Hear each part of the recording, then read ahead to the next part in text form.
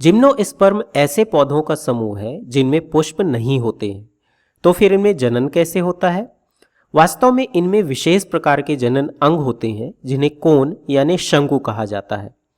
प्रत्येक जिम्नोस्पर्म में दो प्रकार के शंकु होते हैं, मादा शंकु और नर शंकु। नर शंकु पर हम पहले ही एक वीडियो बना चुके हैं, इसलिए नर शंकु के बारे में समझने के लिए आप हमारे उस वीडियो को देख सकते हैं।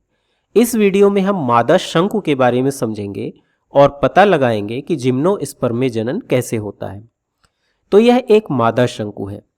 इसे समझने के लिए हम इसका एक अनुदैर्ध्य काट लेंगे।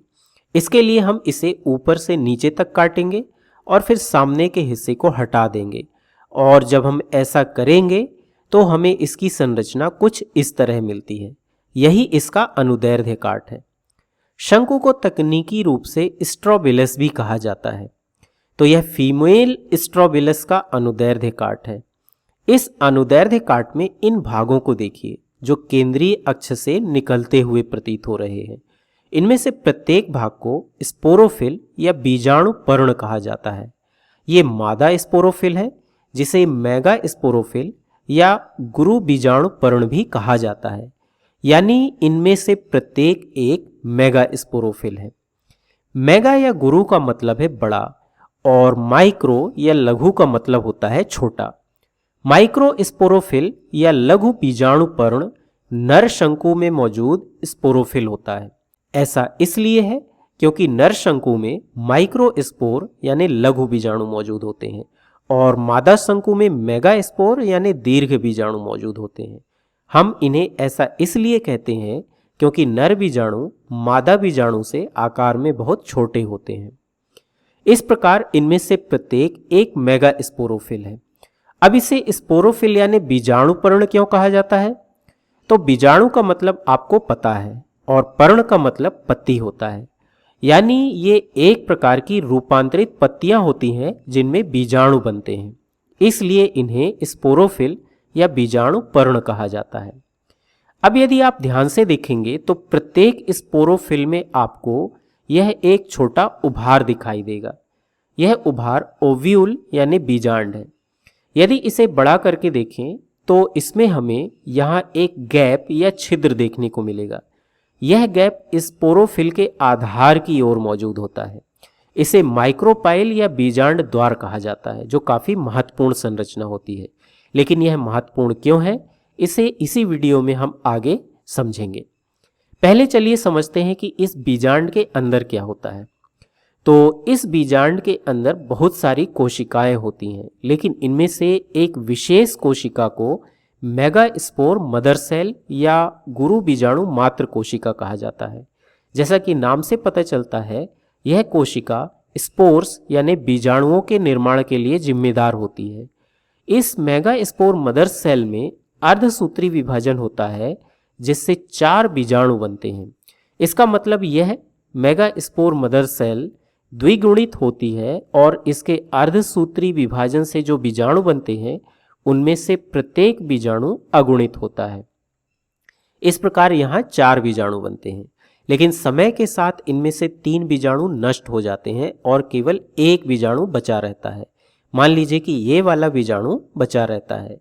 यह बचा हुआ बीजाणु काफी महत्वपूर्ण होता है क्योंकि इस बीजाणु के समसूत्री विभाजन से फीमेल गैमिटोफाइट यानी मादा युग्मकोद्भिद का निर्माण होता है। यह फीमेल गैमिटोफाइट इस तरह की बड़ी संरचना होती है। अब आपको याद होगा कि जब हमने ब्रायोफाइट्स और टेरिडोफाइट्स को समझा था, तब देखा था कि गैमिटोफाइट को पौधे की एक अवस्था माना जाता है। यह एक हरा पौधा होता है जो अपने आप जीवित रह सकता है। यह प्रकाश संश्लेषण कर सकता है और अपना भोजन स्वयं बना सकता है।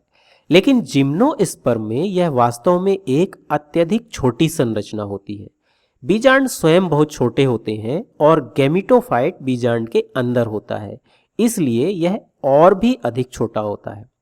वास्तव में जिम्नोस्पर्म में गैमिटोफाइट उन गैमिटोफाइट से भी बहुत छोटा होता है जो ब्रायोफाइट या टेरिडोफाइट में होते हैं। इतना ही नहीं, यह हरा या स्वतंत्र पौधा भी नहीं होता है। इसके बजाय यह पूरी तरह से स्पोरोफाइट पर निर्भर होता है। अब यह स्पोरोफाइट कहाँ होता है?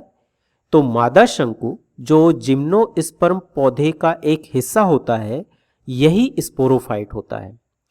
इस प्रकार नर और मादा गैमेटोफाइट दोनों पूरी तरह से स्पोरोफाइट पर निर्भर होते हैं।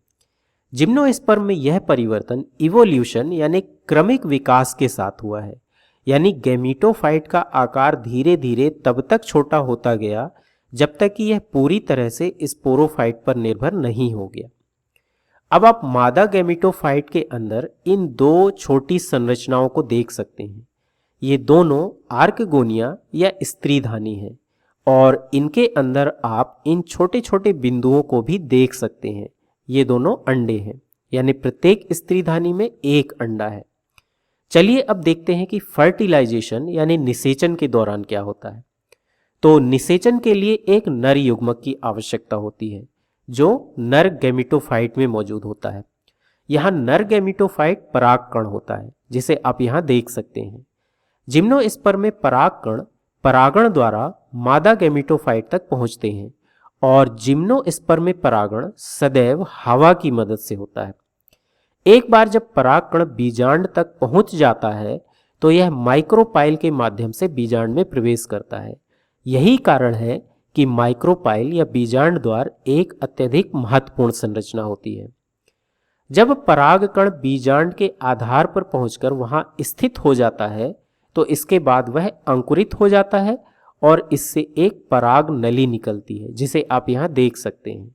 इसके बाद यह पराग नली वृद्धि करती है और किसी एक स्त्रीधानी तक पहुंचती है और परागकण के दो नर युग्मकों में से कोई एक युग्मक स्त्रीधानी में मौजूद अंडे के साथ संलयन करता है, जिससे युग्मनज या जाइगोट का निर्माण होता है। जाइगोट बनने के बाद यह जाइगोट समसूत्री विभाजन के द्वारा वृद्धि करने लगता है और अंततः भ्रूण में परिवर्तित हो जाता है। इस प्रकार यह पूरी संरचना जो पहले बीजांड थी अब बीज में परिवर्तित हो गई है। अब यदि आप पूरे शंकु पर नजर डालेंगे तो यह भी परिपक्व हो गया है और इसमें यहाँ बीज है जो पहले बीजांड थे। इस प्रकार हम कह सकते हैं कि जिम्नोस्पर्म में जनन की शुरुआत बीजांड से होती है, जहां पहले एक मेगास्पोर मदर सेल बनती है। इस मदर सेल के अर्धसूत्री विभाजन से बीजाणुओं का निर्माण होता है। फिर इन बीजाणुओं में से केवल एक बीजाणु जीवित रहता है जो बाद में मादा गैमेटोफाइट में विकसित हो जाता है। मादा गैमेटोफाइट में स्त्रीधानी और उसके भीतर अंडे होते हैं। इसके बाद जब परागण होता है तो परागकण माइक्रोपाइल के माध्यम से बीजांड में प्रवेश करते हैं। फिर ये परागकण अंकुरित होकर पराग नली बनाते हैं और इस पराग नली से एक नर युग्मक स्त्रीधानी में पहुंचकर अंडे के साथ संलयित हो जाता है, जिससे युग्मनज बनता है और फिर यह युग्मनज विकसित होकर भ्रूण बन जाता है।